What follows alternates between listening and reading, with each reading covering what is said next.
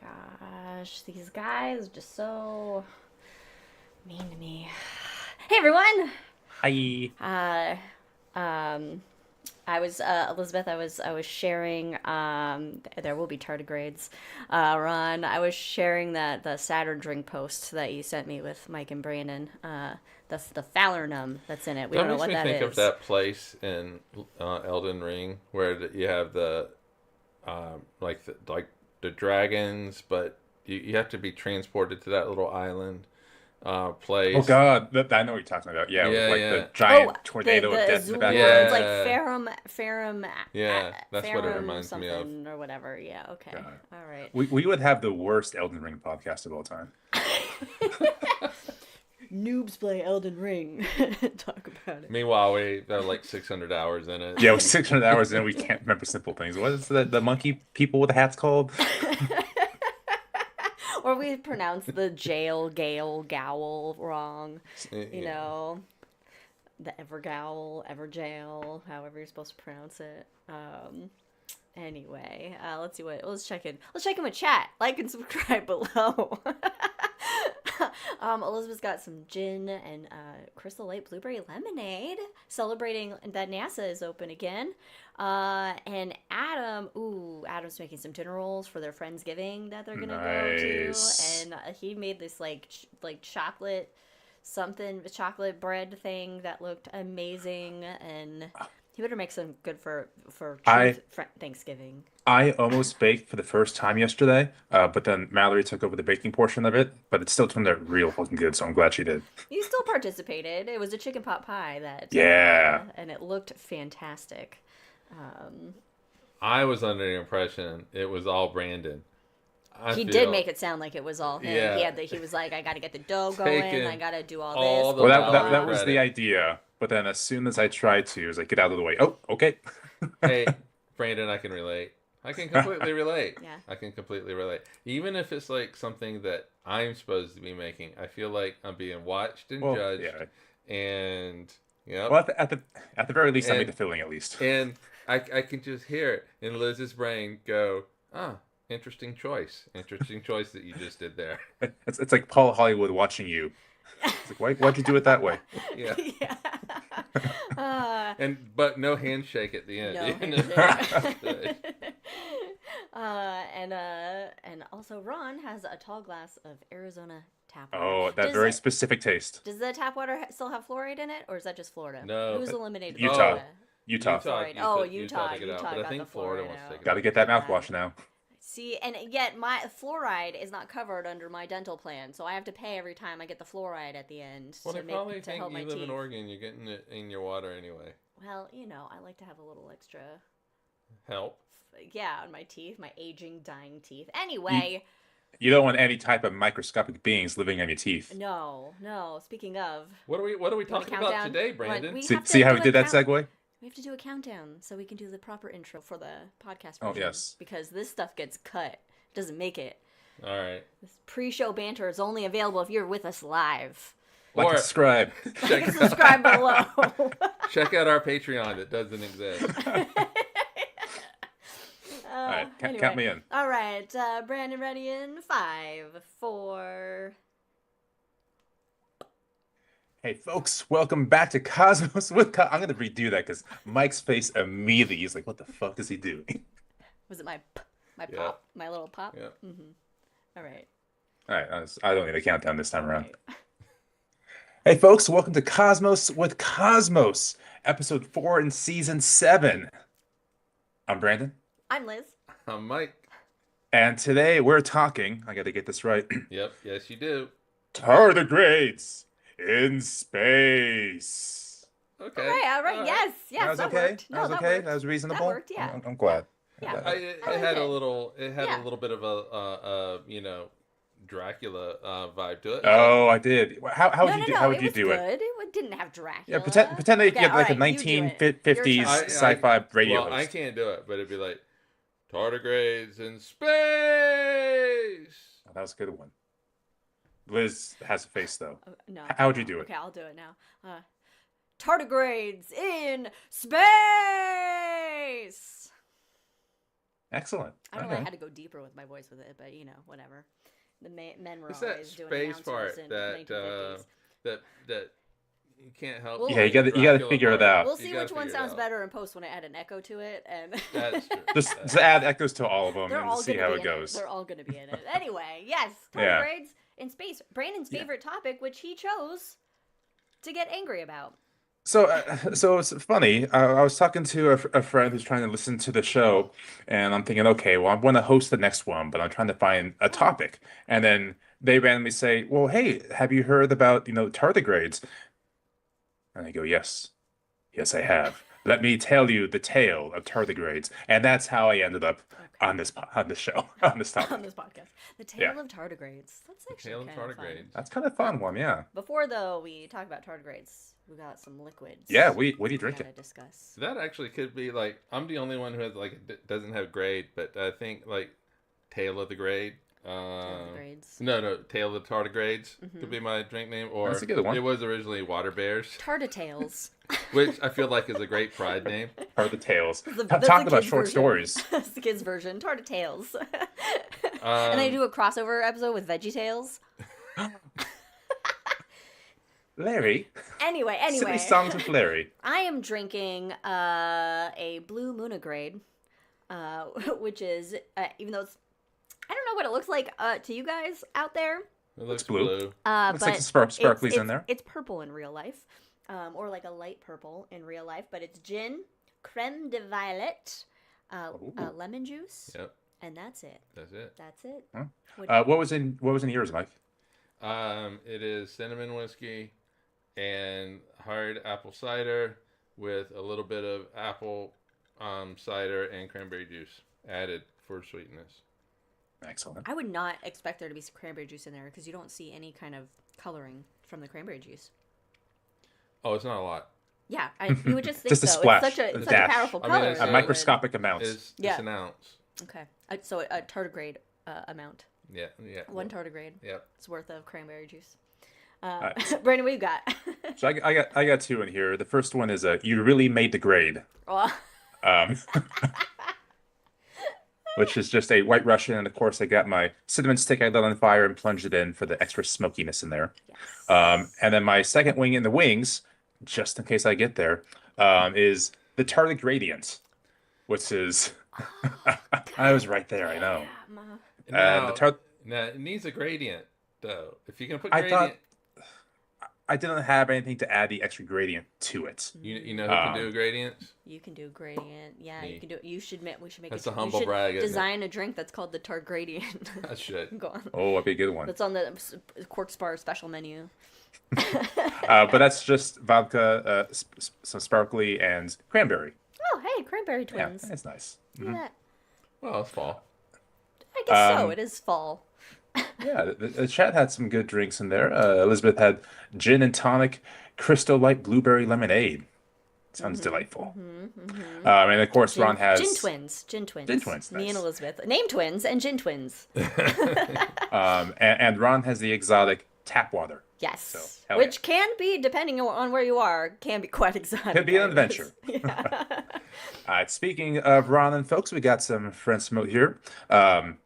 We'll promote a couple things, including us. But first, we'll talk about Katie's art on Etsy at Wildixia. Ron and Mr. RonProctorShow.com. Check out the chickens. And our old friend Jack, the Rolling Bluffs Planetarium.com. So if you happen to find yourselves in the Council Bluffs area in Iowa, go check out Jack.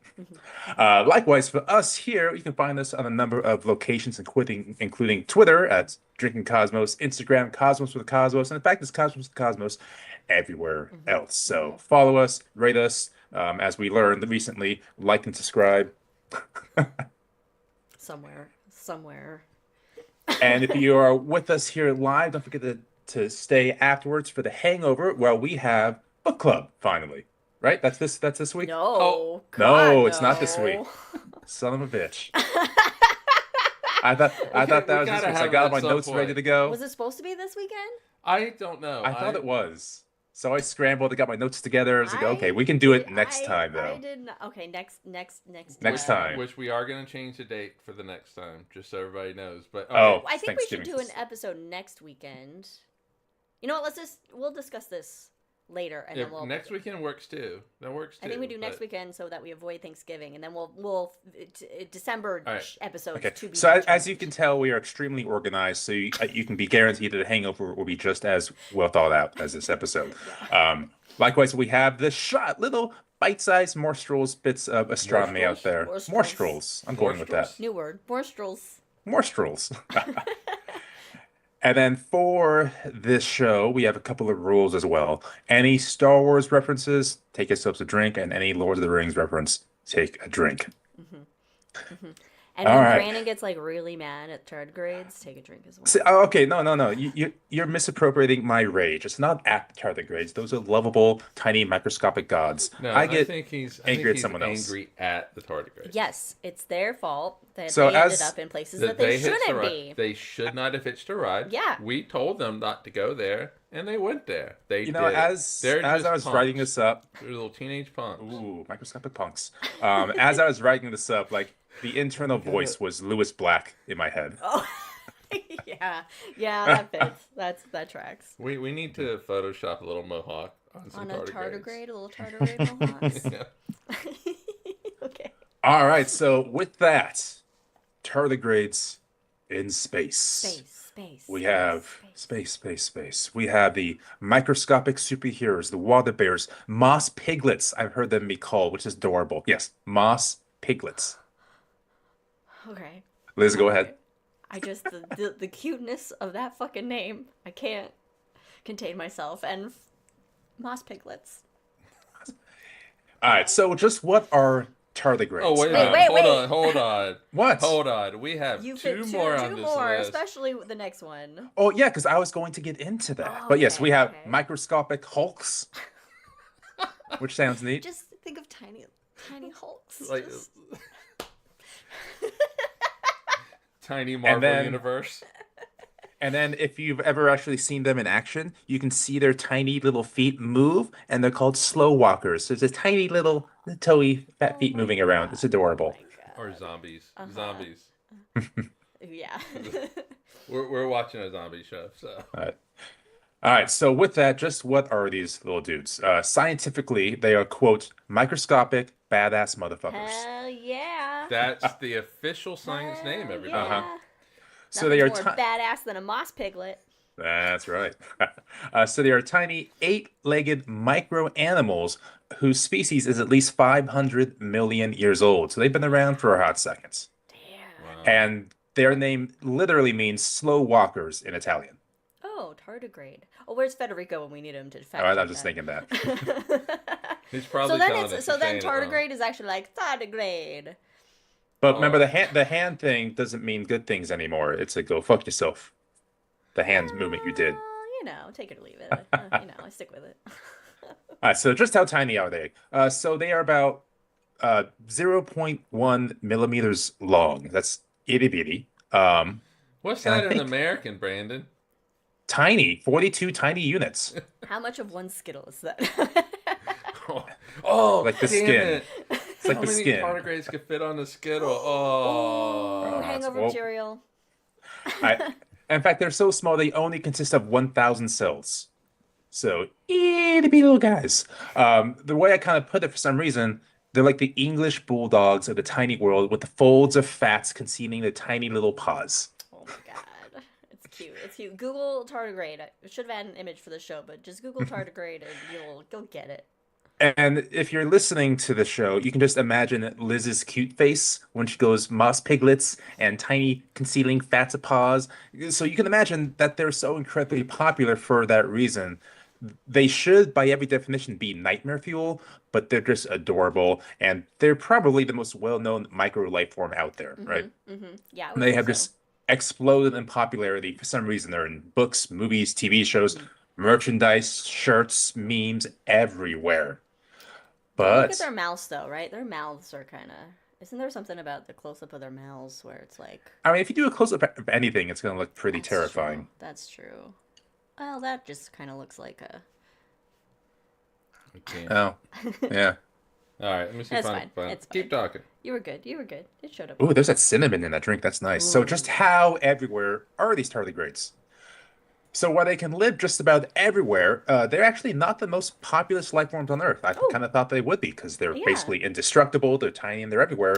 But that belongs to um, Pelagibacter ubique, Yep. if you're Yep. curious about that. I thought that might be it. Well, okay, where's that? I gotta look at the word. Oh, I see. Pelagibacter Pelagibacter ubique. ubique. And I was Or kind of curious about this. Pelibacterialis. Yeah. And I was curious about this. If these tiny things are, everywhere, numerous, like how many species are out there? So the estimates, the current species range between 10 and 14 million on Earth, of which only 1.2 million have been documented. So over 86% of life forms on Earth apparently have not yet been described. Well, they're tiny. Yeah, They're hard to spot. that's why. All right, so anyway, That's back not to as these many as tardigrades. I would think, given that there's like what 8 billion people now on the Earth. There's only What people are only one species, so that's one of the 14 million. Not I get it. amounts. I get Yeah, it. yeah. I get it. I get it. I get it. Got you. I'm on the same page. Excellent. Look, numbers take me a while. All right, so back to these tardigrades. They can be found 20,000 feet in the Himalayas, 13,000 feet deep in the ocean trenches. They can survive well past the boiling point of water. They can survive in oxygen-deprived locations. They can survive impacts of up to 2,045 miles an hour. And they can survive up to 30 years with no food or no water. And Wow. as Dr. Rafael Alves Batista said, tardigrades are as close to indestructible as it gets on Earth. So they're better than cockroaches. They're like to cockroaches. They're like, hold my beer. Hold my beer. Yeah. And I was reading this. There was a Harvard article out describing what it would take to kill off tardigrades on Earth. And they even got down to the point where if there was a supernova within a light year, they would still survive. How are they so industrious? you can't. There's only a You thousand can't burn them, cells. squish them, freeze them, drown them. Boil them, mash them, stick them in stick the 'em in stew. They're going to stew. survive. Damn it.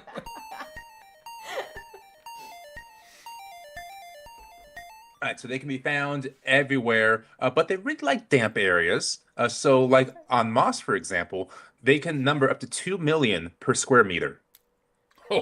So all the moss that we have, like that's in our lawn and stuff, we Tardigrades. have little moss piglets Moss everywhere. piglets. What do you call a group of tardigrades? Like a piglet pen? I don't know. That's a good question. See, the biologist got to be on that. We got plenty of murders around, aka the That's ravens. true. Although was a group of ravens the same as a group of crows? I thought ravens was murder. I don't know what crows are. Is it a council of? No, that's owls. Owls are a council of owls, right? Because they're wise and Yes. Anyway, Anyway, oh yes. Oh, Okay. yes. So tardigrades, how are they so tough? So to Yeah. find out how these tiny bears, how much they could withstand, researchers from the University of Sweden sent 120 tardigrades into Murder of space. crows. Hey, space. Um, eh, I mean, it's fine. I mean, we've sent so many things to space just for science, yeah, I mean, can you imagine how many other just accidental microscopic things we sent into space anyway? Like we sent a roast beef into space in someone's pocket once, so there's plenty of stuff How out did there. they miss? Okay, that's a story for the Hangover. Different story. We can dive into that later. And so when you look into it was aboard a Russian Soyuz, if you see this picture, it looks like it's like 1950s science fiction. It is so cool looking. So in any case, they divided these tardigrades into 4 different groups. Okay. Group A was exposed to the vacuum of space, yet shielded from radiation. okay. Okay. Group B was also exposed to space, and a type of radiation called ultraviolet A. Okay. Okay. And then Group C again exposed to radiation ultraviolet B. Where's So your A and B, control group? 2 different types. And Group D got the whole thing. Oh, All of it. They got all of it. And after 10 days in space, Group D every just single group outnumbered. survived. But Wait, Group say it D again? thrived, outnumbered them all. Actually Right. murdered Group B and C. Wait, what? It's actually plotting a plot of tardigrades because always plotting. So after 10 days in space, every single group survived. So they're just like, yeah. Although Group D did eventually die out, but they still Oh. reproduced. They still went on. The lineage continued. Okay, so it didn't extinctify them. Extinctify. We're making up words today. I We like this. are. And so that was back in like 2007, I want to say. Just last year, a Chinese research institute studied a species of water bears called, why do I do this to myself? Well, Hypsibius Hypsi- henensis. Hypsidius henensis. Sounds like a Harry Potter Henensis. It spell. does. There you go. Hypsidius Hypsibius henensis. And you get turned into a tiny Water bulldog. bear. So they found that there was a certain gene, DODA1, that activated when it was exposed to stupid amounts of radiation. And it basically created specialized pigments that reduce the impact of radiation on the DNA. Oh, the water bear Wow. melanin, almost. Yeah. That's interesting. So a certain gene protects it from radiation. It's apparently a process known as cryptobiosis. So really, their metabolism pauses. They shrink to half the normal size. But after just 30 minutes of being rehydrated, they return to normal operation. So they can be dehydrated for 30 plus years. Drop the water on them, and they're back. They're ready to go. It's like one of those what are those like the washcloths or those things that you just add water to and it like grows into like Oh, something. yeah, I know what you're talking about. Yeah. It did remind me of the three body problem. Those aliens on the other world would, dehydrate for thousands Oh, of that's years and then right. come back. Yeah, That's that was right. kind of That's cool. right. That's interesting. That's just what a interesting little quirk of evolution for the water bears. Hey, That didn't move on to like everybody else. You would think that like this. We'd have bigger water bears. No. Like the ability to just basically survive every All the apocalypse. radiation. Yeah. Why did No, we get those genes? Why did I just that got- not move Many on good reasons, into actually, the probably. larger I genome? I just got a mental image of like the four horsemen coming down from the heavens, but if you look close, like on their heads, is a tiny water bears. tardigrade going, "Yeah!" I mean, this is how you get like the sci-fi end of the world scenario is exposing tardigrades to space and radiation. I mean, we know what happened to Eric Banner and shit with gamma rays. So tiny microscopic hulks, and then you get tardigrades that turn into whatever. Yeah. I mean, I'm just throwing. It's it the out. There's a plot fantastic somewhere. 40 million. Did you say Alright. how long they typically live? Forever, Oh, apparently. Normal in like a So- normal lifespan. I think it was only a couple of years. Oh, So it Like- wasn't. I had thought maybe they'd be like a century long or something, but apparently it's just a couple of years long. but how But you can they can't survive destroy up to them. 30 years without food and water? Because they go into that cryptobiosis stage where they're dehydrated, shrink and okay, shrivel, and like okay. they're not active at that Oh, point. okay. They're just So they're just like hibernating. they're in stasis. All right, I got you. Yeah. So they come out and they just got, a couple more years to live after all that time sleeping. Uh-oh, almost pulled a Davis in there. Almost. All right, so they are excellent, adorable, and basically tiny immortal gods. Virtuous. So then, why on this show, when tardigrades are mentioned, do people look directly at me? So let's get into the meat here. Back when we started this show, what was it, 2019, 2018 we started this? Sure. 2018? Yes. 20, Let's say 2019. it's nearly been a decade of Cosmos with Cosmos. Why? Why? So when we were first figuring out how much to drink on the show and not get terribly sick in the first few episodes, back in 2019, there was an Israeli company called Space IL. Now, Space IL started as a group back in 2011, going back even further, trying to win Google's Lunar X Prize. Yes, back to the moon for good. And that prize was advertised in a planetarium show narrated by Tim Allen, Back to the Moon for Good. Oh, that's right. It was Tim Allen.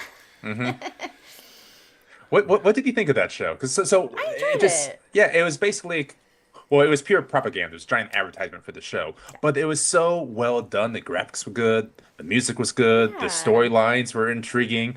That was because it was written by a great Planetarium writer, Ryan Wyatt. Oh, Ryan wrote that show? Mhm. Oh, wow, Nice. he's over at Hayden now.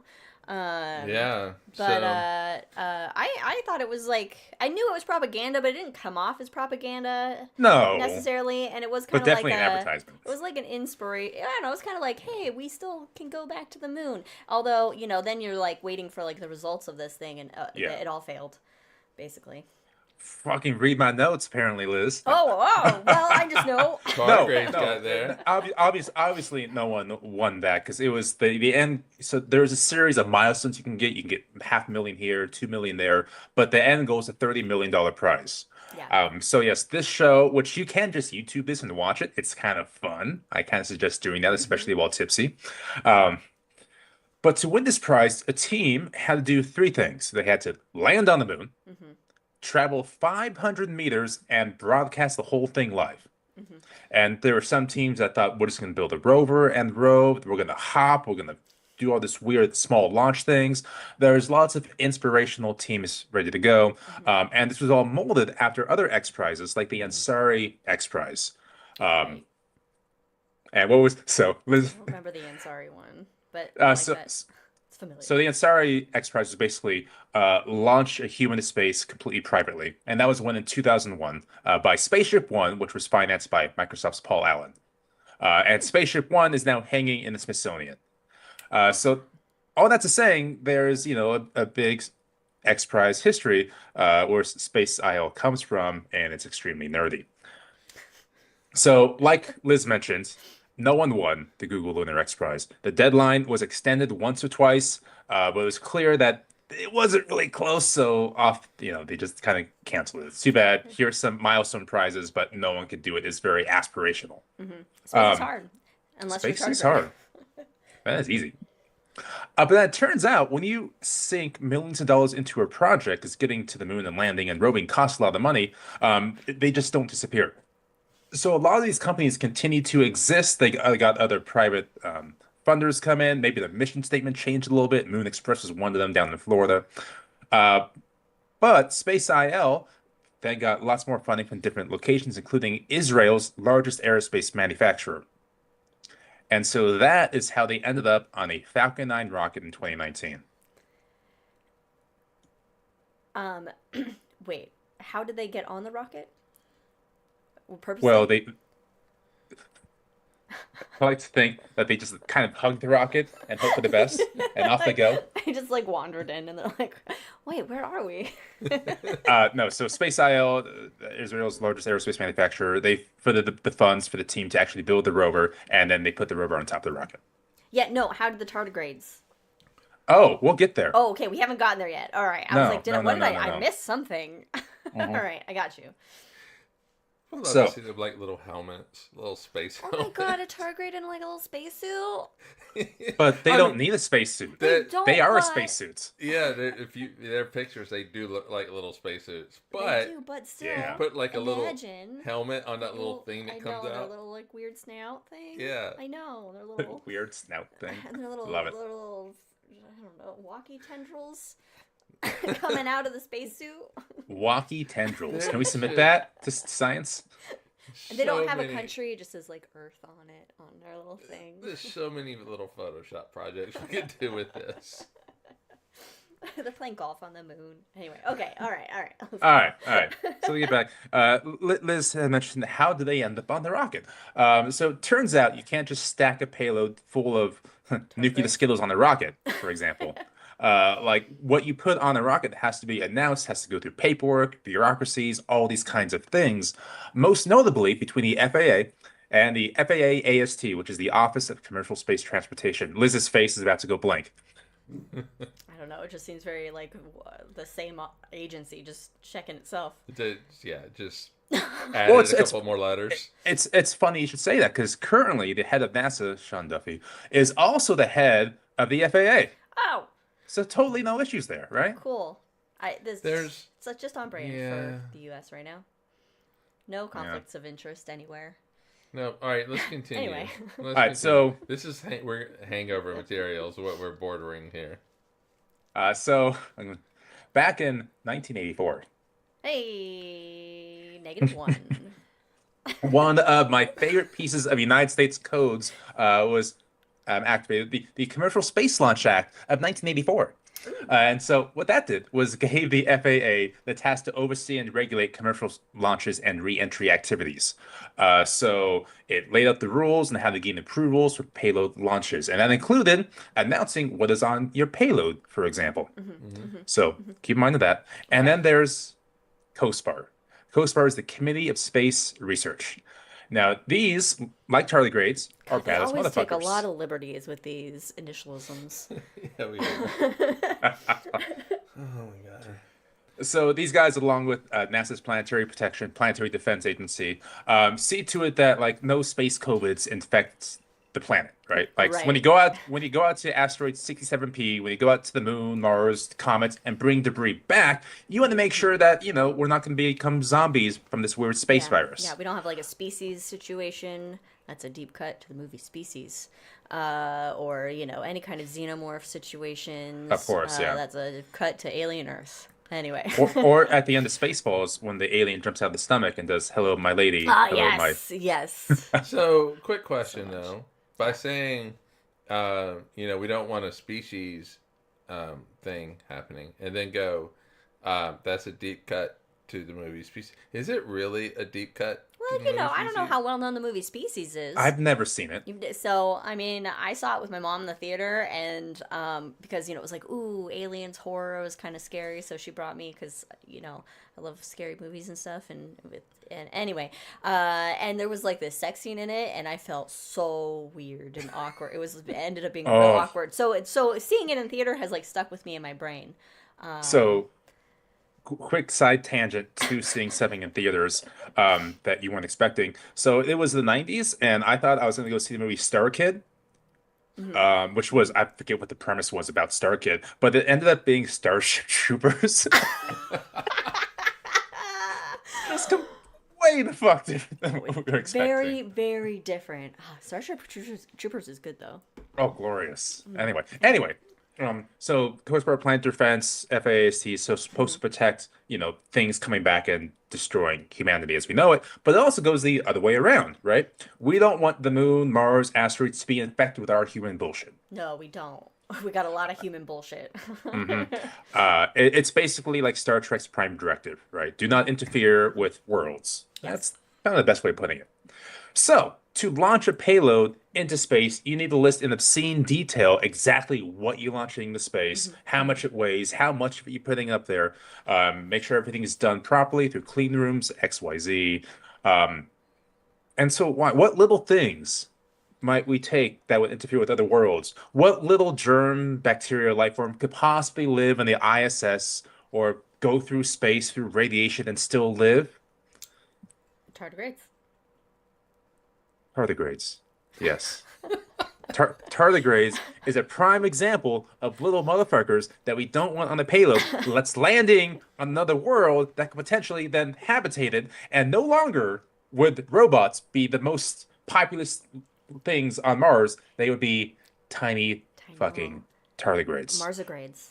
Marsigrades. Marsigrades. Moonigrades. Marsigrades. So should we? How do you Should we scan- change tardigrades to like pteragrades at this point? And If you- pteragrades, marsigrades, And then they'd be like jupigrades. lunagrades. Moonigrades. Not anymore. They ain't teragrades anymore. They're interplanetary grades. Well, no, you Inter- have like pteragrades for here, and then you have Intergalactades. lunagrades for the moon. How do you scan for that when you're sending stuff to space? How do you make sure? Well, that's what everything clean is... rooms are for. Ah. Yeah, go ask JPL. Go ask NASA how they do it. They're good at it. But keep in mind, Space IL, they put on their manifest everything they were taking with them. But But left off the Except for the tardigrades. tardigrades. they left something off. Uh-oh. Was it like a They left banana? off the 12,000 fucking dehydrated tardigrades they sent to the moon. So They they didn't knew- announce it. Oh, They knew they, they had knew it, they had it. and they knew they were. Yes, it was intentional. This They wasn't put even those a motherfuckers So they mistake. on the They payload. freeze dried some tardigrades. This wasn't even a mistake. No. I thought it was a mistake. No, that's why I get all They're just uppity like- about it. They're just like, oh, let's see what happened to these tardigrades on the moon. That's what their goal was. Why? I mean, how many? 12,000. About 12 million? 12,000, yes. 12,000? Also, 12,000 little do water you have bears. to count those? Like, how do you know you got? Yeah. Where are you collecting them from? Little So wasps. anyway, all right. So, but they're in the protective shell, right? Like even if they do land on the moon, because they're in this contraption that Space IL made, nothing's getting in or out, except for one other problem. Uh-oh. So as they're going to the moon, I'm watching this live. I think you guys were watching this live. I know I was because it's a continuation of Back to the Moon for Good. We were invested. But the announcement comes over the radio that they've lost contact because one of the gyroscopes failed. And so as opposed to coming in at 6 inches per second, they came in at 310 miles an hour. That's a big Which, difference. That's which, if quite you a bit know, faster. yeah, if you know anything about spaceflight, going to a surface at 300 miles an hour is a bad day. So it slams into the surface of the moon at 310 miles an hour. And Liz, do you recall the speed at which tardigrades can survive impact? Was it more or less than 300 miles an hour? It was a lot more. It was a lot It was more. like Yeah, an it was 2,000 an asteroid could hit miles them an in the hour. face and they're fine. Yeah. 8 times less. They're like, bring it on, asteroids. Bring it on. They would survive hitting that asteroid, the DART project, launch some tardigrades Oh, on DART. yeah. That'd be fine.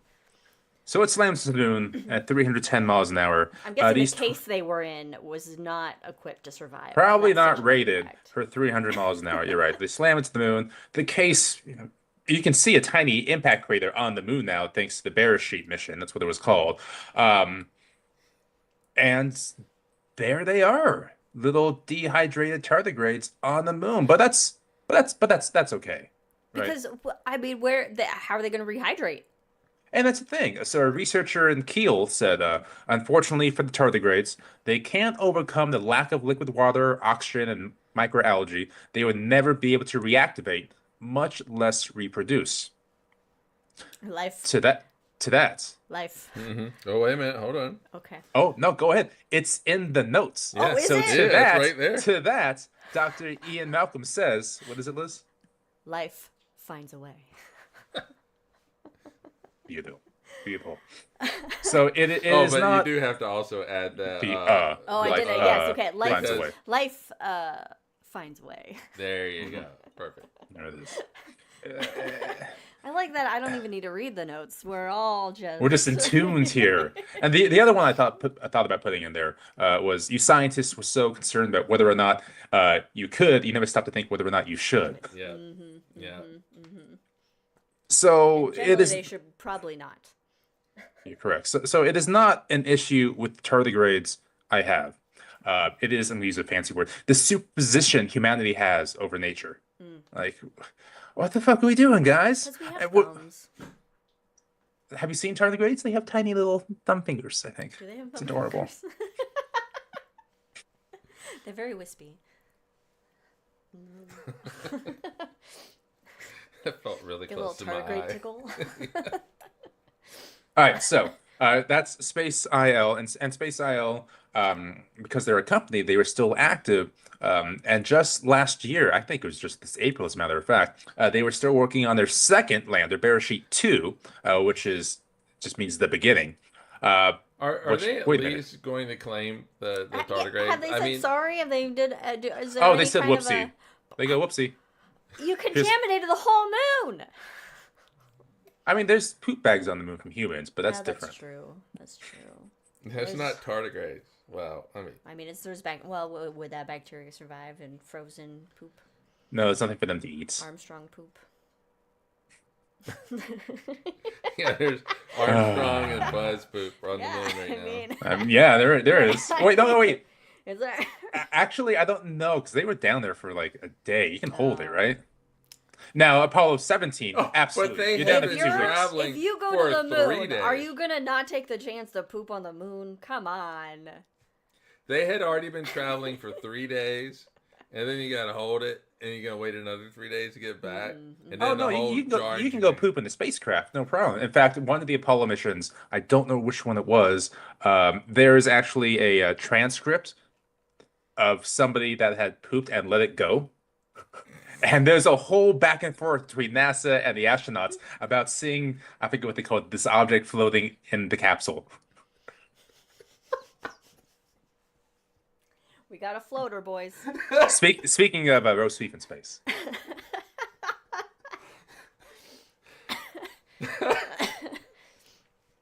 Oh, just All right. You know, if we you should send women read to that. the moon, that shit's not gonna happen.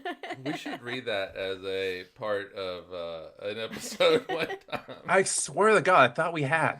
No, I- But we I- did. We did a couple of things We did similar something. to that. It might have been the I think we ought Apollo to 11. next time. I think we ought to read that, whether it's in 1 week or 3 weeks. All right. So anyway, Bearsheet 2, right? The next Right. lander that Space Isle is working on. It was announced that it suspended development after failing to secure the necessary funding. Oh. Yeah, because they didn't tell people about tardigrades. Didn't tell Were people were they gonna about bring more tardigrades. tardigrades? We would find out after the fact, wouldn't we? Whoops. Whoopsie. Whoops a daisy. Whoopsie. Oh my god. I was gonna. Never mind. Yeah. So, yeah, announce what you're putting into space to protect the Earth, to protect other asteroids, the heavenly bodies. Let's say, for example, that they did survive. They were still up there doing their thing. So that means every single scientific exploration we do of that body is no longer valid because we have contaminated it. That's why we take so many precautions in sending spacecraft to Mars, is we do not want to contaminate Mars for Right. both science reasons and also not philosophical, Like, ethical reasons. ethical reasons, 'Cause, yeah. because if we send things and maybe they're poisonous to whatever tiny life forms live there, now we just have committed genocide, planetcide against an entire world. Like, speaking of Orson Scott Card in the chat there, yeah, it's pure Ender's Game. We're wiping out potential life forms for that. I mean, it wouldn't be off-brand. Oh no, not at all. No. But Like Trail you of have the, destruction of humanity. as to why we don't, hear or see other civilizations out there in space. There's one theory called the dark forest theory. The dark forest theory is basically, we're living in a deep dark forest. Everything is quiet. Everything keeps to themselves because the moment they make noise, the apex predator comes and just wipes them the fuck out. Right. So in this case, in our solar system, we are the apex predator about to wipe everything out. Yeah, but we may making a lot of noise that's going outside of the solar system. So just Yeah, and saying. to that, Yeah. aliens, please come help. We need help. Or they're We just can't like, do this ourselves. they're but just like, oh, but there. to all that you just said, like crash landing into the moon is one thing. Very inhospitable. Inhospitable, yeah. Yeah, environment, but we have her at the front, Brandon says, basically in 2007 we discovered they can live through all this different radiation, but it's still the moon. But hold on before you say something. But we're heading to Europa right now. Can you imagine? Which is definitely different because they're it tardigrades. is an ocean On world. the Clipper. Mm-hmm. Yeah. Does the Clipper Yeah, the have Clipper. any stowaways? Right? Right? Down And in the hold. So it's a very different thing, like with Europa. If Yeah. we crash landed into Europa. Do we know we don't know that the tardigrades have survived or are still on the moon, right? Because we don't we know don't have that. anybody there to test. There's no way to test to see if They are. There's close to a 0% possibility that they are still alive. Now, is it the case where they're still dehydrated and just need to be reanimated in that way? Sure, little zombie tardigrades, I suppose, could still exist, but nothing is going to come. Maybe Moonanites are going to come in and water them. No, so they are very likely either dead or will die because they cannot be reanimated. Right. But it there is could not. be an asteroid impact, and the heat from that impact melts some of the lunar ice that might be nearby the tardigrades' frozen resting spot, and then some of that melted ice trickles down into this cavern, and then trickles over what appears to be dehydrated tardigrades, and soon enough they start This is like inflating Liz, back this to is a life. great movie right here. Goosebumps. and then I see it's like, what was her name? The villain from Power Rangers, gets out. Oh Rita yeah, gets out of the capsule and cackles with glee because she is alive with and that going to big plot fucking her demise. staff that she Yes, has and her yes. big fucking like So horn Rita is helmet thing. actually a rehydrated tardigrade, ready to enact her revenge against the Earth. Yes, for humanity, sending them to the moon. Mm. I had something I was going to say, but that was so much better than whatever I was going to say. I mean, it's If fun. China can grow plants on the moon, what? So there's a couple of, if this is what chat's talking about there, I think there was a plan, either the NASA plan, which is probably not working anymore, or through China to launch a lander on the moon, and then in the tiny greenhouse try to grow plants in the greenhouse, A tiny little capsulated. moon Yeah, but greenhouse? with like moon soil. A moon regolith, a moon Regolith? Yeah, that's not. No, that wouldn't moon. work. So, Because there's no nutrients in it to grow anything. It's but just. so what's the Oh, point? turns out we're slow. They did it already. So. Oh, they did it. But again, what's the point? 'Cause What, you're what just plant do growing they it- grow? What plant could possibly grow? Weed. Well, As everybody as a likes to have a famous good time. scientist once said, what is the point of a newborn baby? No, but You you're don't know. you're just taking your greenhouse Uh-huh. from one place to another. Yeah. You're putting water on it. Right. You're putting earth soil I mean, if you're on it. maintaining You're the- putting carbon dioxide, basically a little bit of earth air on it. right. So basically, just what that means is that, oh yeah, we would have to terraform the moon or Mars or whatever in order to grow the shit that's on Earth because we have to simulate Earth conditions because that's the only conditions that this shit knows how to grow in. But do you have to send something to the moon to do that? I'm playing devil's advocate in a way. I mean, don't have a problem with them doing well, that. You gotta see, be like, hey, can we take this? Can we simulate Earth conditions on this barren, cold ass, Yeah, because you no put it in a bubble. atmosphere Yeah, I mean it's in still a different. bubble. Yeah, it's a different microgravity than the space station, for example. biodome in That's space? It's what, a third of the amount of gravity? Maybe that's what they were looking for. Is hey, can plants survive Oh, in a the third of gravity? That's true. You can't simulate the gravity yet. So Well, we know that potatoes work on Mars. Ask Mark Watney. He can science the Yeah. shit out. Nice. Nice. yeah, because that's a documentary. Yeah. No, but it has been, I guess, proven or whatever that at least like asparagus can grow on Mars. I don't know how it's been proven, but that's what I remember reading that if anything, we know that asparagus might be able to grow on Mars. Plug your nose. Yeah.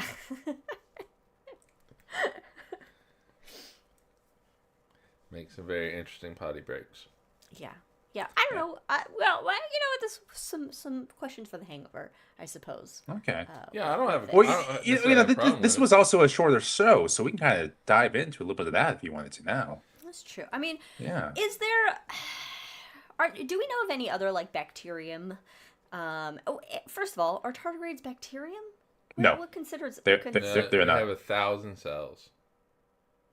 There's 1,000 little cells in them. Oh, right. What's considered bacteria? Like one One cell. cell. It's a one cell. Single That's cell. a bacteria. Yeah, so bacteria and viruses, they're their own. Well, viruses are their own thing altogether. Right. But right. Okay. yes, So but it's like like it's okay. Its own humans. species. Yeah.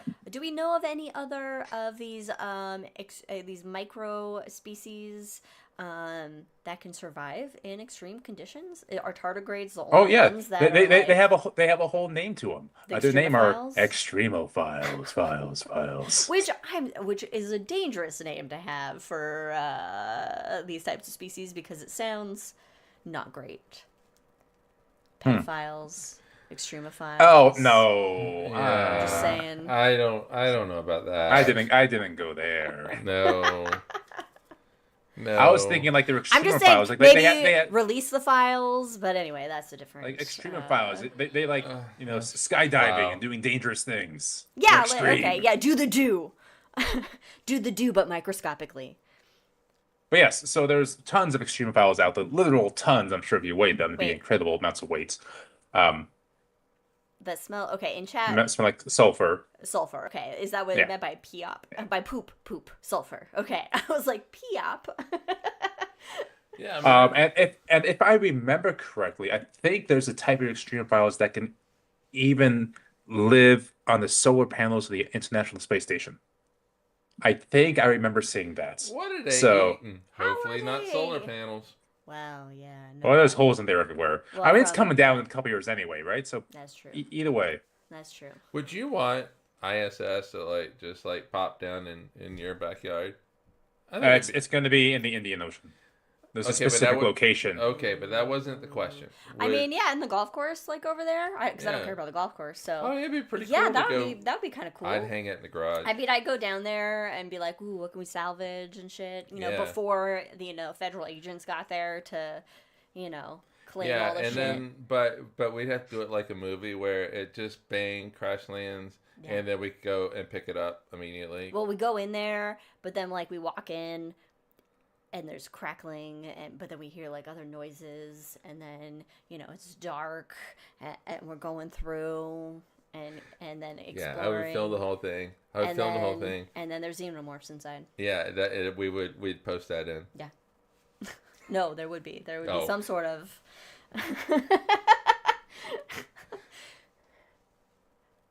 These are things I wish would happen.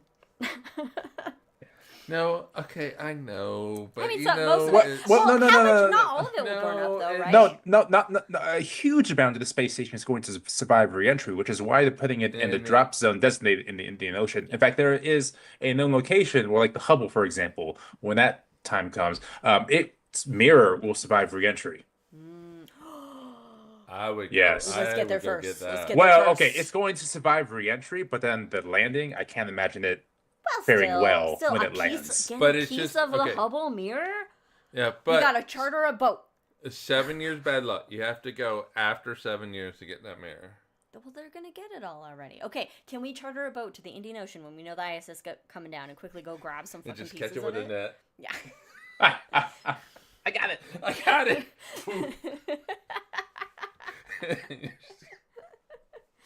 If we can get a little piece of Whipple shield for Brandon. I love Whipple shields. Whipple's good. But all the tardigrades on it would survive, and they come home. Yeah, well, they're going more than 2,000 miles an hour. Oh no, but Oh. it's fine. So Elizabeth just brought up Mir, the old Russian space station. I need a whole episode on Mir. I love Mir and how terrifying it was. You know, a satellite hit it. So is When people were on it, yes. that sounds like a bad day. So I think they were trying to dock with a satellite, something like that. But then as it was approaching, they lost sight of it and couldn't find it, and it actually hit the space station.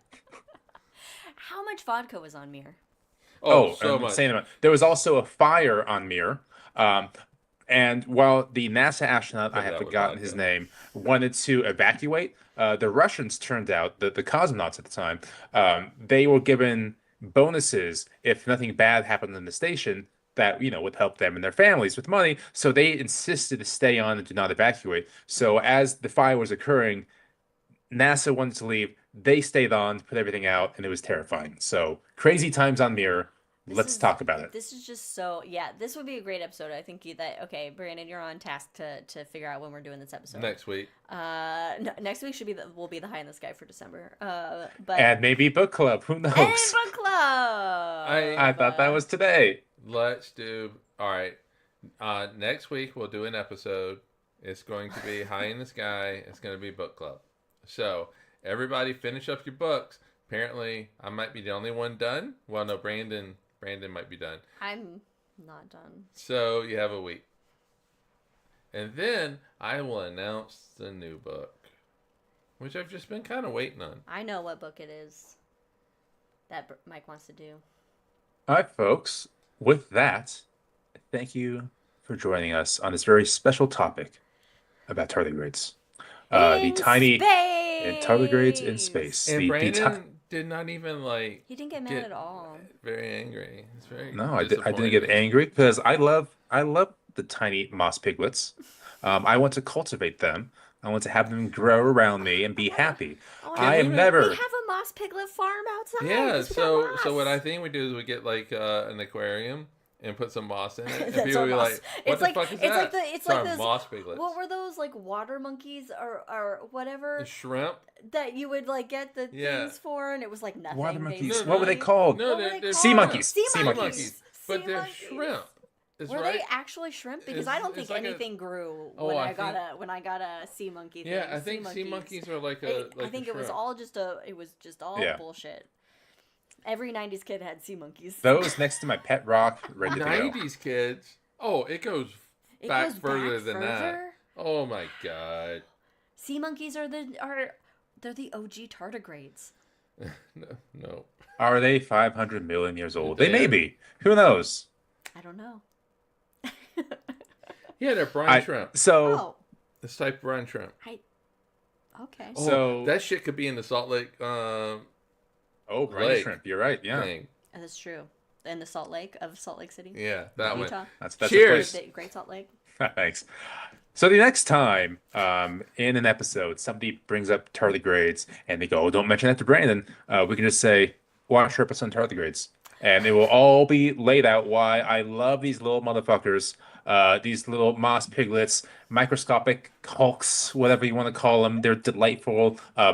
Tiny English bulldogs with a fat over their little tiny fingers as they try to crawl, slow walk through the abyss of the microscopic world. Love them. I do not like people that try to launch into other worlds without saying they're doing so. Without telling anybody. That is my issue. So with that, follow us in all things. Hang out for the hangover, and we will see you next time. Cheers. Bye. Bye. If you're with us now, stick around. We'll be right back with The Hangover.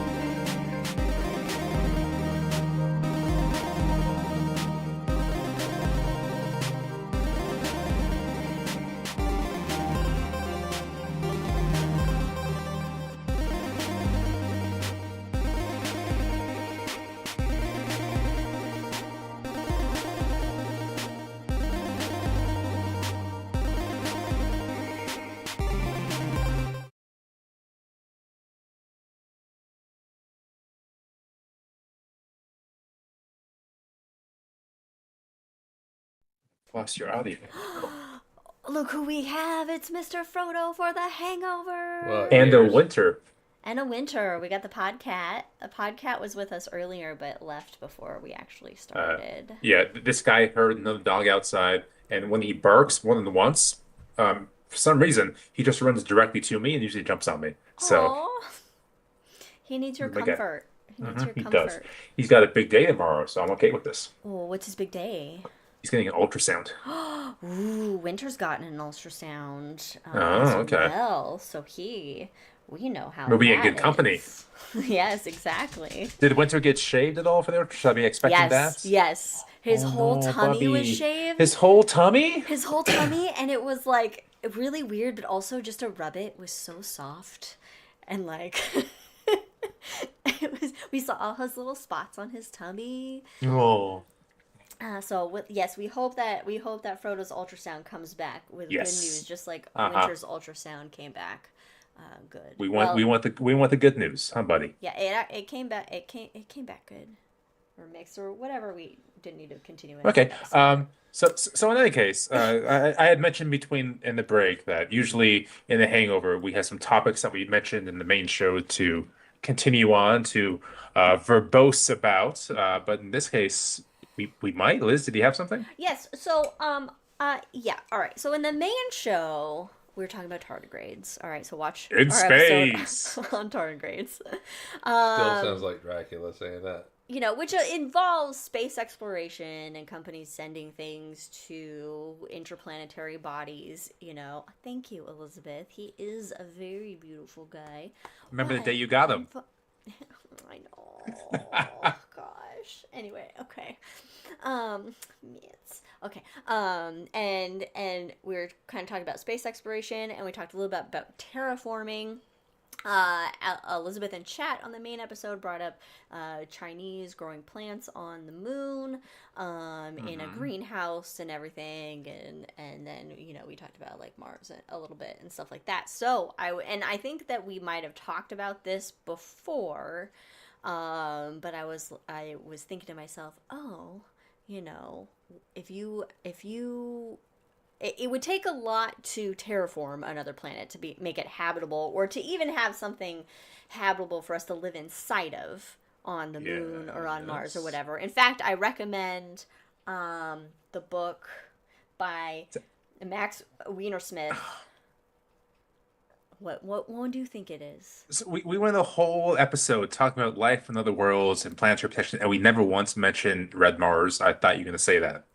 See, I never I read. was thinking it. I have but- not read the Red Mars trilogy. But first, everybody read Einstein's Shadow first. Oh, and right. Let's get that book done first. Okay, and well- then we'll. Okay, well, let me look up the. Oh, no. Red Mars would be like a 6-month process of checking in every few chapters and talking about it, because it is a hefty boy. Yeah, but then you have to continue Green Mars. Oh, yeah. And Blue Mars. And Yeah, Blue you gotta get Mars. through all the terraforming stages.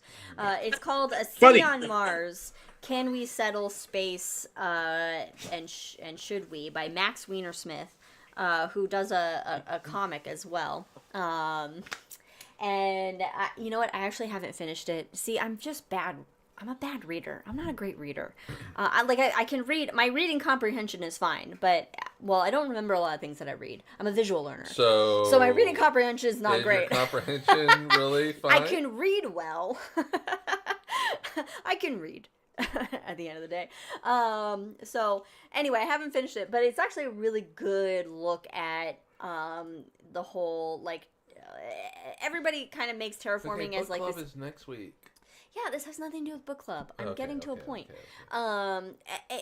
Everybody kind of has this whole we just need to terraform something, and just the idea of sending people to space as if that's like easy breezy. But there are so many different factors that go into it that it's basically like, is it worth it? And it's really kind of like there's a lot of factors that seem to be insurmountable. And the primary one is just our biology in general, is we have not evolved for space, and we're not going to evolve for space. Right. So there are significant issues there that we may not be able to solve for. essentially, or we definitely can't yet, so it would take a long time to do so. But if we could, and not to be one of the first to go necessarily, but like, would you be willing to live on another moon or planet in the solar system? I don't want to live on this planet, so yeah, I'm up for it. Yeah, Red Mars, first 100 to go. I would try to be in The that first cruise. 100? That seems like a nightmare scenario, because you're just figuring, like, there's nothing established. You're figuring shit out. Don't you want to go when you got some little safety net? There's a constant food source. I right. would love to go. We have Yeah. actually all of us have but lived in Phoenix. all right. To be fair though, in Red Mars, the first 100, they are not the first to go to Mars.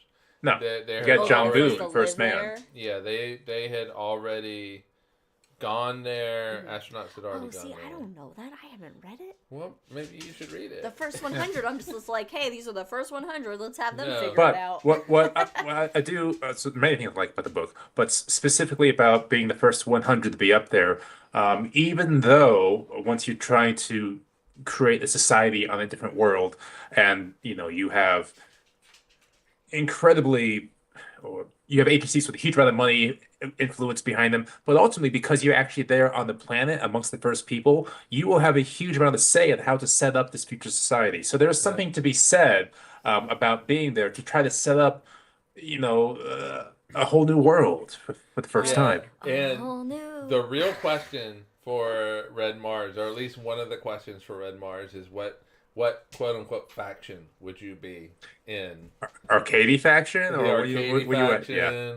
I'm Arcady. We don't know I'm what Arcady. these means. Arcady's the punk. I would be. It would end up being the same shit that we have here on Earth, which is just annoying. But also, No, that's a little bit you of a... you have the opportunity. To shape so and so mold. this is book club without some people reading the books. Oh. You do like with Red Bro. Mars. By the way, Frodo's a difficult one. By the way, Elizabeth, that was probably our dogs and Leia's nails on our floor when she was kind of trying to play with Jack. Yeah. That's probably what you heard. So As aluminum foil. I think like with Red Mars, part of it is, we're talking about the book, but it really is like more than that. It's you have the opportunity to set up society on Mars, however you want to set it up, and I think Red Mars does a really good job at talking about like the different types of mentality that people have. So Brandon brings up Arcady, who Russian guy, basically an anarchist punk kind of faction. Then you have like a scientist wing, and then you have basically the capitalist wing. Are there any that the are Frank just like... Chalmers in there. Are there any that are just like, hey, let's all work together for the benefit of all? I think that they. Good, Jack. I think that they all want that, but they're coming at it from different angles, and some of these different angles are not compatible with each other.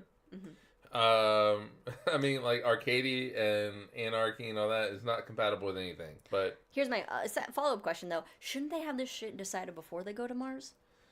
There's it's a whole thing. about that. Oh. There is a whole thing about that. So they have a psychologist.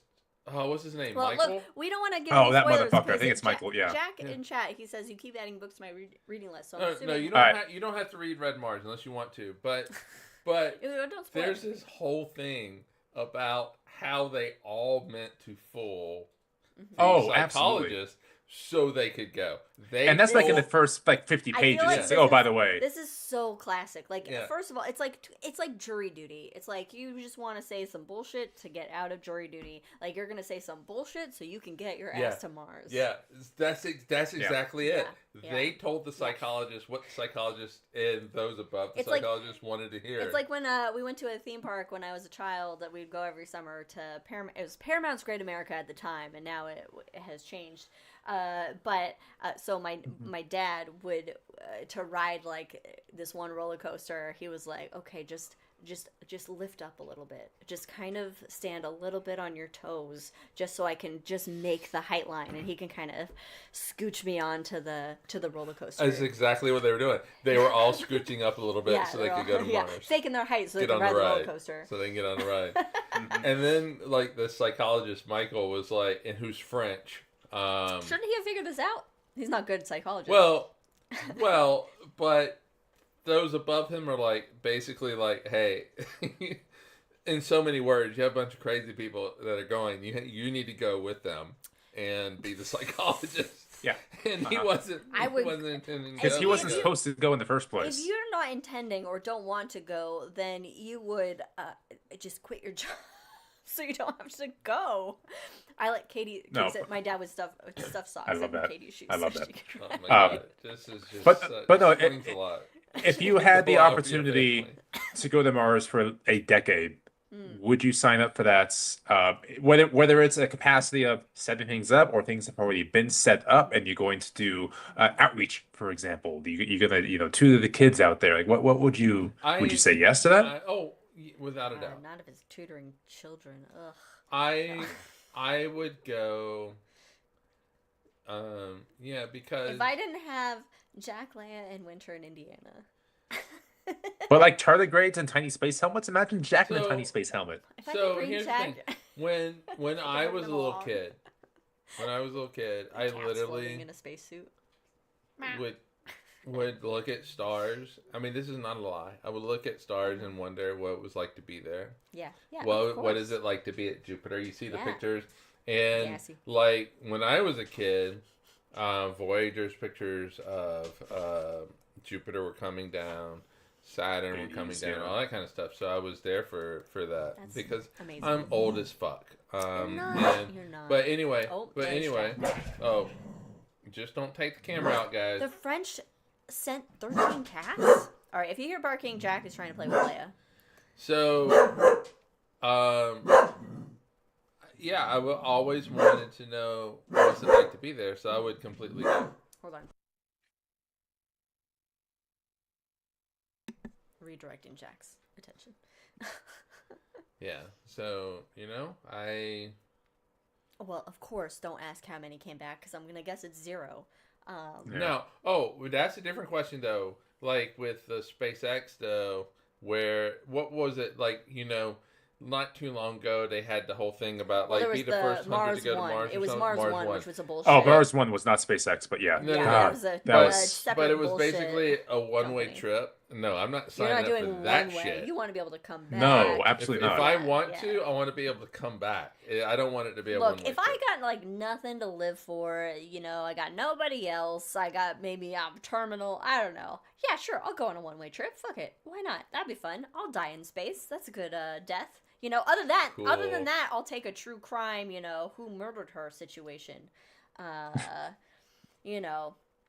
am I in this? I'm just kidding. Suspect Who murdered her? Yeah. Suspect number 1 is the husband. I remember at one point I wanted to be important enough to be not murdered, but assassinated. Ooh. That's a good goal in life. Right? I want to be I think enough that to be assassinated. I think that trains to the station at this point, but still. Oh, thank you, Elizabeth. Elizabeth says I'm too funny to die, and that might be one of the best compliments that I've ever gotten.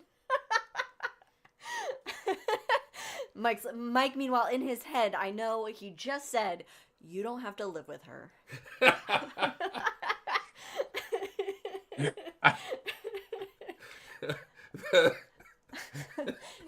The best part is Liz making a joke and then the little wait and the look. That's the best part of the joke, though. When you have to wait and then look and wait for the other person to go, God damn it. Got it. You got it? See what I did there? And then he has to explain it. Oh, it's the best. Yeah, but no, I get it. You don't have to explain it. It's Yeah. not that highbrow. Now I will say, and I will put this on record, so this is for any of you people that are into ghosts and shit, that you believe in ghosts. If I die, I will haunt whoever. Okay? So I will, if there is the ability, I will come back as a ghost. Ghost from Mars. And who are you haunting? Who you're haunting? Oh, anybody. Anybody I feel like, I'll haunt you, I'll haunt you, I'll, I'll definitely haunt Katie. I'm dying. I'm popping off before all you people pop off. You never know. No, Yeah, I no. know. So if I die prematurely, everybody's getting haunted. Mr. Frodo may murder me, so he may assassinate me. So I will be the first ghost. Then you're important enough to be assassinated. Hey! Yeah, Katie knows I'll haunt her. Wow, this got like dark. We went So, from terraforming, would you live on other planets, yeah. to ghosts. So let me ask you this question. So you have the opportunity, should the afterlife exist and you're a ghost, you have the opportunity to go explore the infinite, or go fuck with your sister. Oh. Like you're gonna rattle bowls around. So you're Well, Q. if I'm a Wesley Crusher. No, you're Q. Oh, see, I went with the Wesley Crusher in the whole that arc. But Q is more mischievous. So would you explore the I would universe? be Q, and I or would fuck would with you everybody. go fuck with Picard? But for a Q's little bit? also exploring the universe because he can do whatever he wants at any time. Yeah. Time then- is meaningless to Q. Check Yeah. out our episode on time. Well, time Nice. is meaningless for a ghost. But Q did not go haunt somebody that he knows. He found some other life form and decided, you know what? This guy's worth messing with. I mean, who's not the ultimate person to fuck with but Picard? Oh, yeah. He takes everything so seriously. Q is just like, yes. Oh shit! He loosened up a little bit. Elizabeth, you met Will Wheaton? Well, we can... Oh, that's awesome. See, what were they? The Travelers. The Travelers. Ah, yes. Yes, the Travelers. So they would, so you Travel could around. fuck with people if you want, and also traverse everything.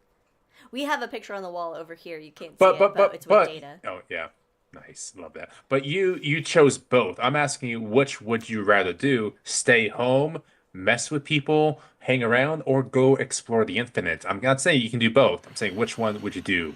Oh, I'd explore the infinite.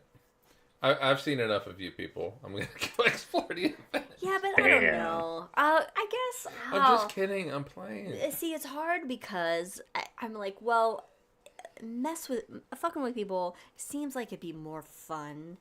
But I guess there's only so much you can do. But But like, the infinite could mean there's other life forms to fuck with. No, but what I'm if not the even infinite talking means a about void? fucking with things. I'm not even talking about fucking with things. I'm like, we have all worked in a planetarium.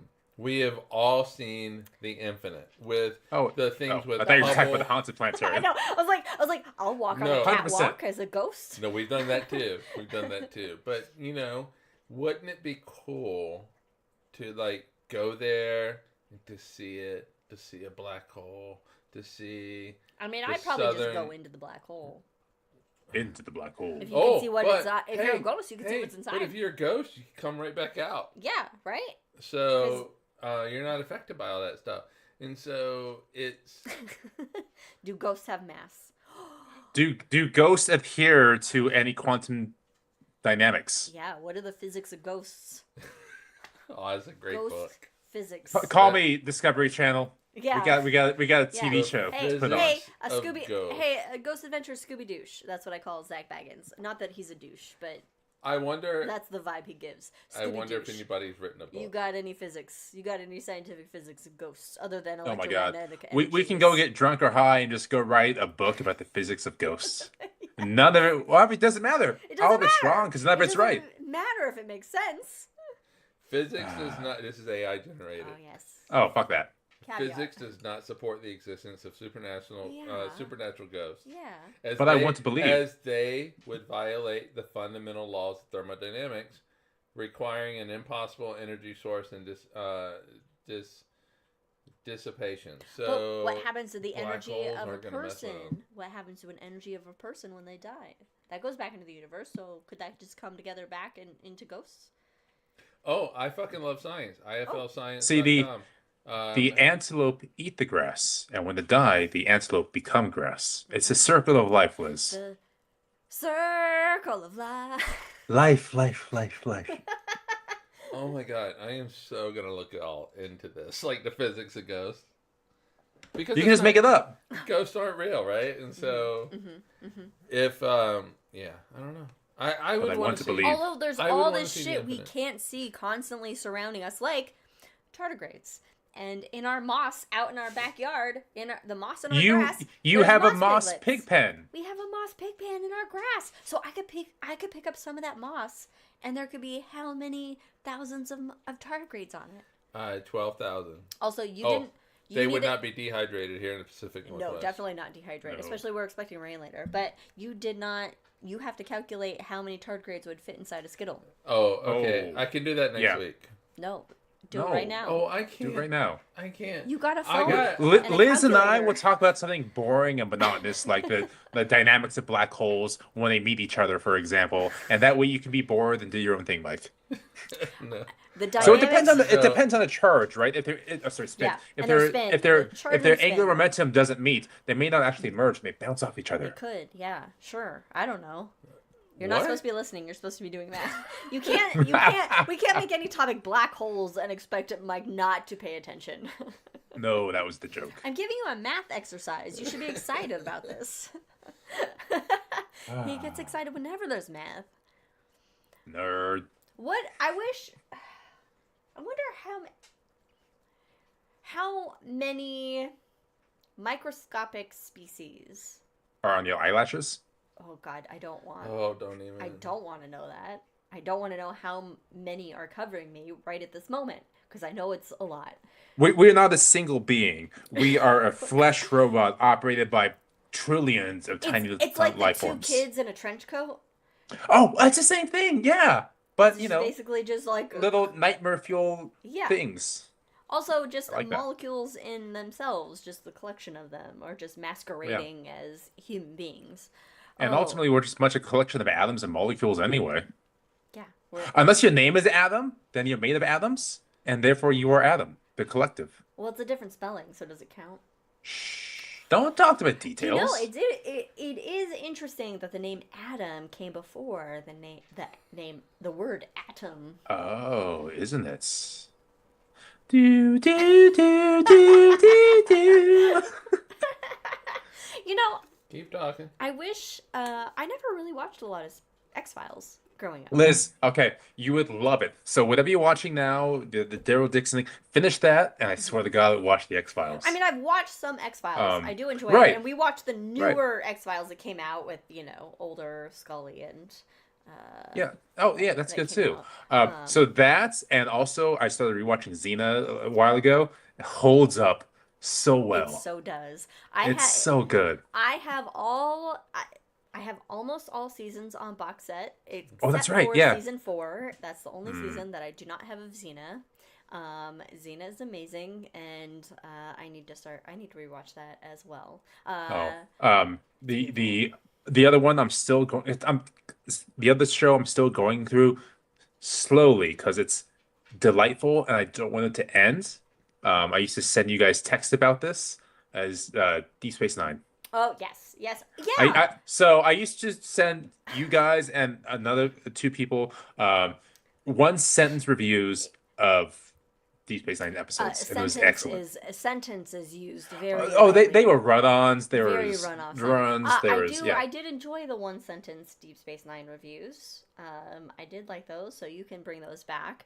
And my sister in chat says that our mom would used to watch a lot of X Files, and I don't remember mom watching a lot of X Files. I would watch Star Trek, Next Gen, and Deep Space Nine, and a little bit of Voyager with her. I don't remember her watching X Files. Yes, Brandon. Liz, can you approximate your best Xena yell? Oh God, no! It's so hard to do. Please. It's not. It's so hard to do. You feel it from your soul and let it out. So hard to do. Ah! Oh, so teams actually cut that out, and we did not hear that. But Winter flying, Winter heard it. and then Leia just launching into the air. Yeah, I was probably too cool when Mom was watching it. Okay, so but Adam said they've been rewatching Buffy via a Twitch stream. I need to rewatch Buffy. I love Buffy. I was into the Buffy the Vampire Slayer movie with Donald Sutherland and fucking what's her name? Apparently, YouTube heard your Xena yell, and I didn't, so it makes me happy. Good. And so the Buffy the Vampire Slayer movie, Christy. I've never seen the movie. God, I can picture the cover. I can't remember her name, that lead actress, but she was also in a movie with Charlie Sheen. Anyway, Donald Sutherland was like the trainer, and so I love that movie. And then the series came out on WB, and I was like, oh 61. my god, Buffy. So yeah, Buffy, Xena, and She-Ra are my top 3 feminist icons, fake feminist icons. See, for some reason, I came in a little too late for most of Buffy, but I did catch all of Angel. Yes, Angel. My mom loved Angel. My mom had a big crush on Angel. Angel and Riker are the 2 main crushes that I remember my mom having. With or without the beard? Oh, it's with the beard. It's with the beard. With the beard. What are you doing, Riker, without a beard? These people. Season 1? Riker Generation? Come on. Riker looks like he's straight out of the academy without the beard. Yeah, no. I mean, there's only like 2 or 3 good episodes in season 1 anyway, so yeah, I agree. It's Riker with a beard and by the doing way, his John Wayne leg swing over the absolutely chair. And you know he did that because of his back. Yeah, because he was moving furniture and he hurt his back, and so he has the not the Riker lean. What is it called? It's a John Wayne lean.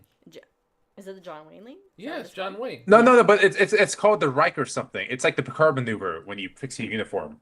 Oh, got you. This when he puts his leg over a chair. This little thing. Yeah, that's the one. The Riker maneuver. So Adam says in middle school I read a number of Angel books with no knowledge that he was a character from Buffy. That's interesting, with no context whatsoever. What's actually funny though, so Allison Hannigan from Buffy, who played Willow on Buffy, and then there's another character in Angel, and I don't know his name, and I don't remember. He's like Angel's like buddy, and like is the like secondary character in Is it Angel. Spike? Not Spike. Okay, just making sure. No. Spike's like an antagonist, but also like hero, but not. Anyway, we love Spike. Kind of an anti-hero. He's an anti-hero. That's the word I was looking for. We love Spike. But anyway, so Allison Hannigan, I've been rewatching How I Met Your Mother as I do my workout during my lunches. And so Allison Hannigan is one of the main characters on How I Met Your Mother, who plays Lily. And so the character from Angel that was like Angel's like side buddy, he's British. I don't know his name again, but he met Allison Hannigan on Angel, and they got married. So they're husband and wife, and he is like a side character on How I Met Your Mother, like some douchey guy in it. And so I just find it really funny. So okay, that is my connection there. I have seen one episode of How I Met Your Mother, and it was the episode where I don't know the characters' names, where they can slap another character 5 times. Yes, that's the one. Yes.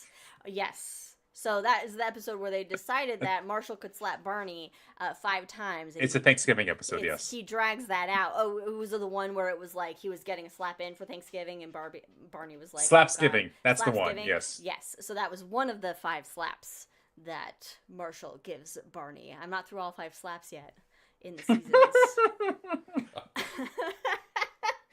But it's a good before I was rewatching How I Met Your Mother, I rewatched all of Gilmore Girls. So I'm just like reliving like my youth as I have turned 40 is what's happening. I think that's what's happening. I forgot you turned 40. it's weird, right? I was at the dentist the other day getting my cleaning, and they have like the computer screen, and it brings up your records, and it was like they actually had the schedule up, and it was like there were 2 Elizabeths on there, and one said Elizabeth and then 40, and I was like, that can't be me. And then I looked at it, I was like, that's me. That's me. That is correct. Yes, this is a correct me in record. the corner. Wait until like they will do something on the news where they're like, and they break it out like in age brackets. Oh yeah. And you move from one age bracket to No another. longer am I 18 to 34. Yeah. I'm well beyond that. I know. Federico! Hi, Federico! Cheers! We mentioned you earlier. Okay, Federico, because I don't think you were in the laps. You were joining us with the last episode, and I've been wanting to tell you since Doug, basically, so it's been a while, that I did not realize that you were only at Doug for such a short period of time, because there was a time in Doug where I was like, oh, we gotta find Federico so we can catch up with him, and Mike was like, he's already gone. He left on Wednesday, and I was like, what? Because I saw, we got that one hug where I initially didn't recognize Federico, because when you see somebody in person, you don't immediately know, like, you associate them. And so I saw Federico. I said hi, but he was so busy working this conference for Planetariums that I didn't get a chance to say anything else to him. And I was like, oh, now after the craziness is settled, we can get with Federico. And Mike's like, he's already gone. He was only here till Wednesday. Meanwhile, he's just like passing through. He probably missed all that. He was gone already. But anyway, I just want to say, Federico, I wish I had more time to spend to talk with you. And we also mentioned you in the main episode of the show because an Italian word came up, and I butchered your language once again. So apologies, but also not apologies at the same time. Yeah, we didn't know that tardigrade means slow walker. Means slow walker in Italian. Basically means zombie. Well, so tardigrades come from the phrase slow walkers. I don't know what tardigrade itself means slow walkers. So Federico, you can say what slow walker is in Italian, and that will be that's true. What the actual Italian for tardigrade is. Correct us Americans. Meanwhile, I said tardigrade in an offensive Italian accent with the hand sign that apparently means fuck off. It was the hand sign that did the trick, because we learned that that's a weird thing to do. I'm American, and Italians, they use the hand sign, and they're in the mafia. This is what... Damn. We love Italians. Yeah. Damn, Liz. You're 90% Italian. I'm what? 90%? No, not even. Giorgiano. Giorgiani. 25%. 25% Italian. If you believe my grandfather's mythology. Oh, that's right. Yes. 25%. I remember this.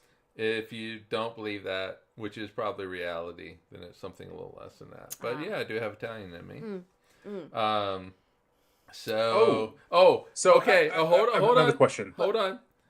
I don't necessarily believe this. I'm gonna have to calculate it actually for real, but based on what I was getting from Did you Google, do the Skittle math? The Skittle math is 20,000 tardigrades, which seems low to me. Okay, for that seems context low. for Federico, since he just joined us, 20,000 tardigrades could possibly fit inside one Skittle. Nope, on the surface. On the surface on the of a surface, on but the interior. surface Okay. only of a Skittle. Yeah, because I got to figure out their tardigrades. volume and that type of Yeah. stuff. Every time I eat a Skittle, I'm going to think about eating tardigrades now. Moss piglets. Oh. Do they taste like bacon? They taste Everything like tastes Skittles. like bacon. They taste like Skittles. No, everything tastes like chicken. Everything tastes like chicken. Ron says in chat, my mom's side is Italian. Family is from Trento in northern Italy. You're also that's are you nice. northern Italian? All right. Federico could probably. All right. You're so sorry, Federico. What is it? My family is from Naples and Sicily, and they met here in the U.S. Ooh. So they didn't meet in Italy. They met here in Rochester, New York. Well, so they were drawn to each other. They're like, oh, never mind. I was going to say something offensive. My great grandfather on my dad's side, my dad's side, he came in. I believe he is from Sicily. He came in to Ellis Island. A classic port of immigration. Yes. A treasured port. At least on the East Coast, and 3 hours away. hours away from Federico, Ron. Maybe you're related. Hey. Hey. So they asked him what his name was, and he in an attempt to sound more English, Yes. could not speak English at all. Shortened it from Giorgione to George. Which they were probably like, sense. I don't give a fuck. All right, come on in. Let me man. just check you for lice. Yeah. You're fine. And then so Mike's probably okay. yeah, and so then him and my great grandmother, they settled in Rochester, New York. They met, Nice. and I would love rest to go is to history. Italy. First of all, Nice. you have like the seat of the Roman Empire, because as you oh, know, I think about the Roman Empire every 7 Every minutes. Or is it every Yep. day or every 7 As a minutes? male, I think it's every day at As- least. look, I gotta tell you, I probably think about it at least once a week. I'm just saying. I'm probably every other day. I think I think- because I think- I don't. It's not like I'm just wandering. My mind's wandering, and I think about this. It's somebody says something. I go, "Oh, that's Hannibal. Reminds me of Rome." Or, Related. "Oh, hey, that's yeah." Yeah. That- I relate a lot of things to the Roman Empire. I just want to say that seems like a lot for you guys. It just Look, seems like a lot. History. But buff how in many- me. But like, how many thoughts do you have per day? And what's the ratio? So you think that's like 0.25% of your thoughts is Roman Empire? That seems reasonable. I don't know. It It seems like a seems lot, high. actually. Seems high to me. I know I think about it more than I should as an American white woman. I'm just saying. I probably But- think about the Roman Empire Oh, once I had- every 3 weeks. I had. It seems sparse. I had a question related vaguely to the episode and to Okay, our conversation. Hold on, but I But do want to Liz say is going to say something I else. do want to say that the Roman Empire also was took over a bunch of Italian city states. So like they like Yes, so it's there in were Italy. yeah, but Yeah, Italian what? there were Italians, actual Italians that existed before the Roman Empire that the Roman Empire basically kind of Well, wait, it was no, like no, no, it was like a conflagration of Italian city-states. Federico, Anyway, hold I on. don't wanna- Federico, I don't wanna get can into you this. Anyway, confirm? I was No, trying- hold on. We have an expert. Federico, can you confirm there were Italians in Italy? Italy is not Before Rome, Italian. but Rome Rome, is- Rome is Italy. No. There was an Italy before Rome. Yes. Was there? Of course. Yes. No. The no. Etruscans. What is what? The How do you Etruscans. define? I'm sorry. Oh, the the Etruscans. Etruscans. The Etruscan We're going back to the city-states Etruscans. There were Okay. people living in the area Italian of what we now consider peninsula. Italy Yes. before Rome. So the Etruscans were the original Italians, All right. basically. Italy, And then But- Italy is a very modern thing. Italy, Well, Yeah. everything's a modern Because then you could be thing. like, what about the No, hold on. Neanderthals? No, Were they no. Italian? Federico can tell us. When, Yeah, so, he says Right. absolutely there were populations in Italy before. But Rome. were they Yeah. Italian or they were just no, folks they living were, in It the was the Etruscans. No. peninsula that would eventually Italy- become Italy? It was the the Etruscans. idea, Italy, We are now a history debate no, podcast. Italy and Germany are very modern Yes, things. I'm just saying, but Ian, I'm just I'm not using. equating Italy with okay. Germany, but I'm going to move us away Definitely from this don't. into a slightly All right, tangentially go related back- subject, go back into in what which you were saying. and which we're going to wrap things up because we are way off the deep end now. So speaking of, are you technically Italian if you live in the eventual future state that is Italy? Are you Germany if you're a Germanic tribe, for example? So what I wanted to ask is, you are in the first 100 people to go to Mars. At what point? At what point are you, or what point are your Martian. progeny considered Martian? So, for example, how do you consider yourself American? That definition changes whether you're in this country or if you're in somebody else. So, for example, Yeah, if in we're America another right now, country, we're Canada. We're Canadian. that actually I've said that many times. But if you're American in America and somebody asks you where you're from, I go, oh, I'm 15% English, 26% Nobody in Italian, America says 20 that. XYZ, yeah, whatever. I have You this and say that. what But state you're from, basically. I disagree. here's my but thought. if you leave the country, then it's where you're from, America. You don't say, oh, we're No. Germany and All right, this is gonna sound like the most bullshit answer, but it is actually something I kind of Yes, Ron. Well, I don't know. Get Federico's permission first. He's 3 hours away from there. So, this is going to be a bullshit fucking answer. But it is actually something that I believe in because I really believe this whole idea. Are you gonna go with the Earthlings? Earthling, because this whole idea. Boo! I know, right? Boo! I know, right, but hold on. I think this whole idea of hey, I'm I'm a Homo Italian, sapien. or I'm German, or I'm fucking from Scotland is just a bunch. Oh, of God forbid from goddamn Scotland. Fucking bullshit. Look, I'm gonna No, say I completely agree with you. However, and I say this completely. I'm gonna throw an American in there. I'm from the United States. Well, go fuck yourself. No, you're from the Earth, and I think that like if I were one of the first 100 to go to Mars, like from Red Mars, you'd be Martian. I would be Martian because that is where I'm gonna live. but Because the first imagine- 100 go there Alright. and they live there now. It's like if I were to move to New but Zealand. it's kind of like it's a hearkening of like where you're from, Right. though. No, but like I get that. let's say though, Mike, It's a you go to nostalgia. England on the trip to go talk to Planetarium people, and somebody you don't know goes, "Where you from?" and you go, "I'm an Earthling." How pretentious of an ass are you going to sound? No, So but that pretentious. is that.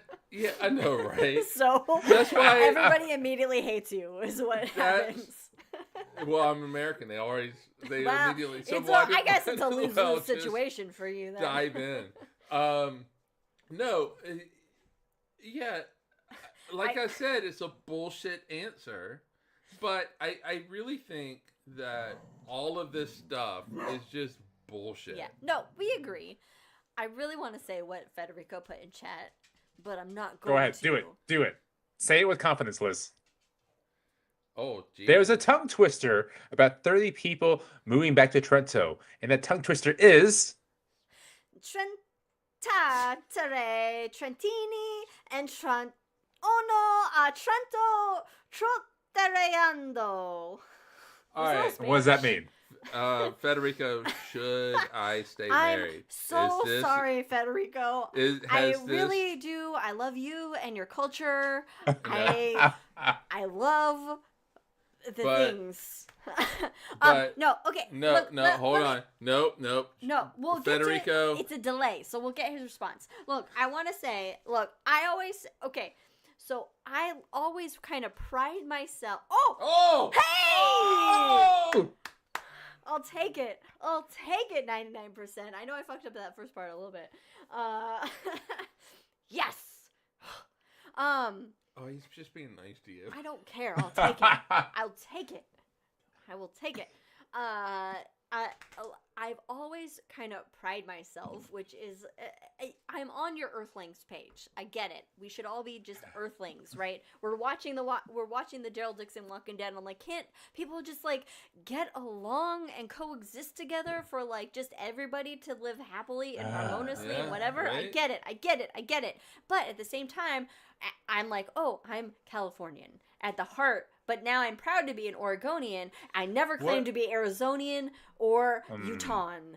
I would not claim to be those. But then I'm like, oh, I'd like to say I'm from California, Northern California. Because Southern California is different. I can almost picture. I can picture your reaction right now with this question. Uh-oh. It's gonna be a two-parter. Okay, I'm gonna drink so I hide my reaction so you can't get What is the difference between a Californian and a South Carolinian?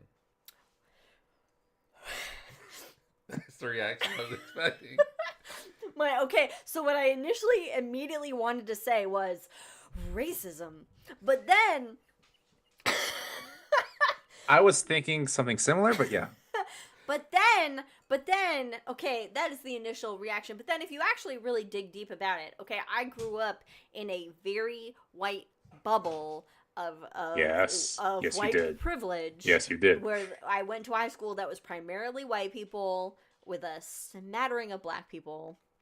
And there was a clique of Asian people and elsewhere. The racism that is there in Northern Cal, where I grew up, in the area that I grew up, which was just right across the way from Oakland, California, which is a predominantly African American area. I did not realize the bubble of racism that I lived in until I grew up and kind of had a broader sense of the world and realized, oh shit, I had racist views that I didn't realize were racist at all at the time. So so it's an unfair immediate response to say racism is the difference, because it's absolutely not the difference. It's a totally different type. So there's actually really no difference between saying I'm a Californian versus a South Carolinian. There's absolutely no difference. All right, part between two. us as white people growing up in the areas that we grew up in. There's no difference, really. What is the difference between a Californian or South Carolinian And a North Carolinian. and somebody from the Middle East, or somebody from, the Congo, or somebody from Thailand? Look, the only differences that There are really no differences. The differences are just so superficial. they're superficial. Yeah, what I was going to say. Yeah, we'll settle it down. The only differences are basically the types of food we eat. The holidays we celebrate. And there's nothing. It's just like a total. Yeah, there's differences, but they're cultural differences. They're not human. The differences. Apollo astronaut Edgar Mitchell has a wonderful quote to take us back to space, take us back to the culture. So Edgar Mitchell went up to space. He looked back at the Earth, and he did not see the boundaries that we have here. And he said, quote, "I want to take a politician up to space, grab him by the scruff of his neck, and say, 'Look at that, you son of a bitch.'" Yeah. Exactly. I would change. We it to are all motherfucker, but yes. Yeah. It was the 60s. It wouldn't 70s. matter if it But was Trump, though, because he doesn't have any cognitive ability whatsoever. But he's Satan. But that is the only thing that I mean. I know what you mean by Earthlings. When yes. I say Earthling,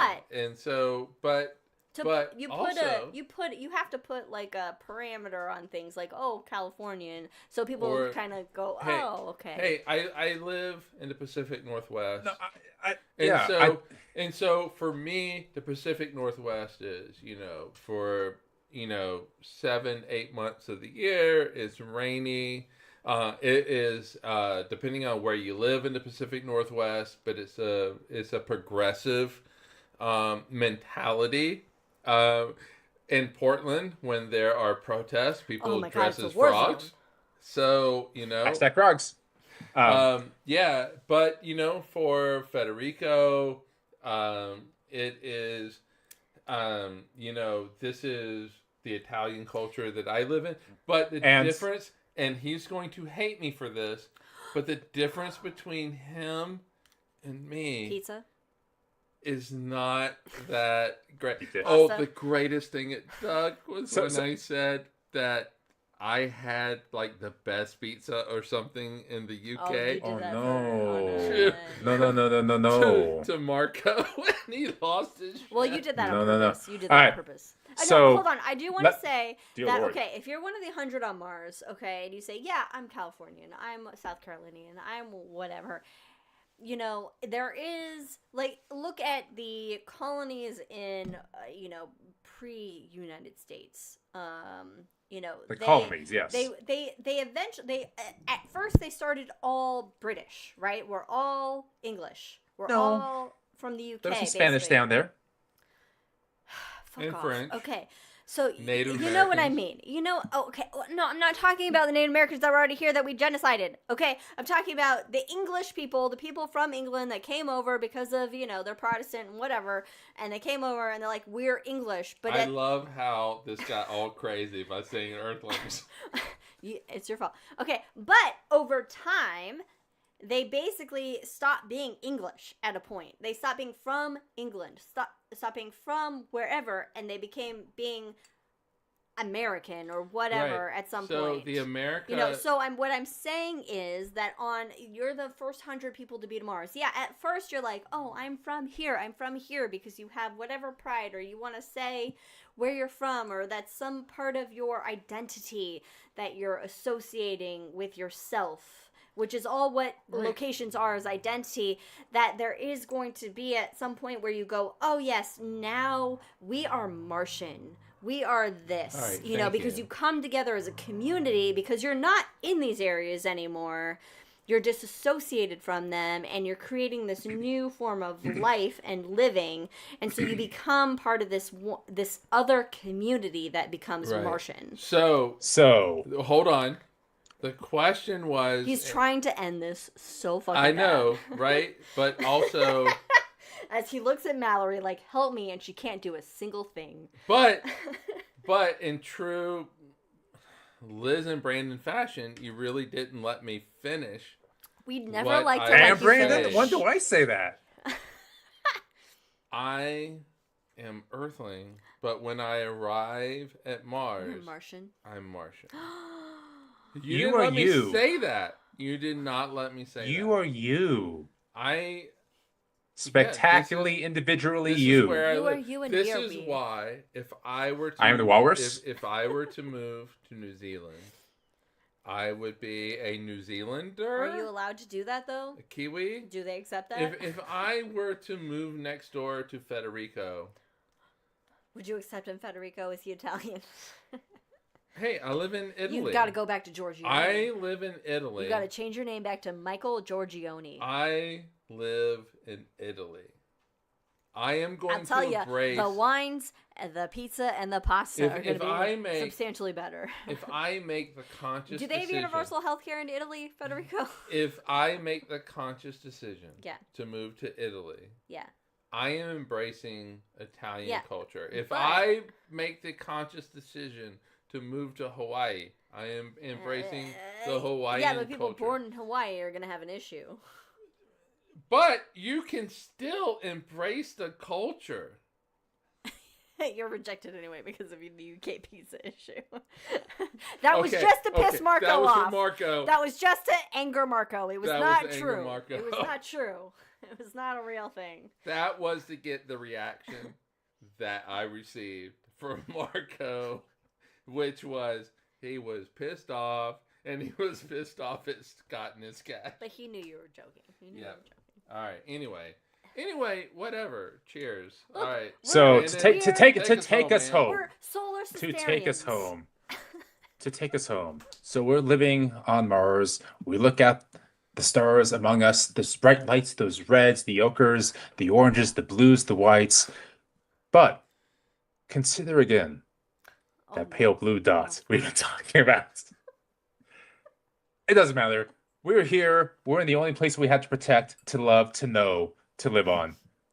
Ladies and gentlemen, we're on Earth. Protect it. With Cheers. that, join us, all the things, follow us in all the things, rate and subscribe, however it's said.